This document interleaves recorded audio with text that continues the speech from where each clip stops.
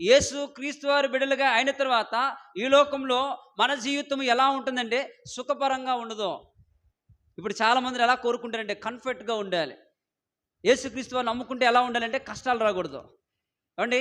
యేసుక్రీస్తు వారిని నమ్ముకుంటే శ్రమలు రాకూడదు. యేసుక్రీస్తు వారిని నమ్ముకుంటే ఎలా ఉండాలంటే అన్నీ బాగుండాలి. ఇంట్లో ఎలా ఉండాలంటే ఏసీలు కావాలి, కూలర్లు కావాలి.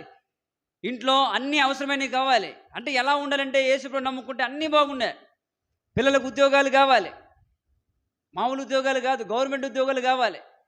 అన్నీ కూడా దీవించబడాలి, ఇల్లు కట్టుకోవాలి, అన్నీ చేయాలి. సహోదరా, సహోదరి, ఈ లోకంలో కావాల్సినవన్నీ ఏమిటో పరిశీలించి వెతుక్కోవాలి. దేవుని గ్రంథంలో చూడగా పరిశీలించుకున్నప్పుడు యేసుక్రీస్తు వారి బిడ్డలుగా జీవిస్తూ ఉన్నప్పుడు సుఖపరంగా ఉన్నది నీ జీవితం అంటే నువ్వు క్రైస్తవుడివి కాదు. నీ జీవితము కష్టాల గుండా లేదు అంటే నువ్వు దేవుని బిడ్డవి కాదు. హాయిగా కంఫర్ట్‌గా పూలబాటగా నడుస్తూ ఉన్నావు అంటే నువ్వు దేవుని బిడ్డవి కాదు.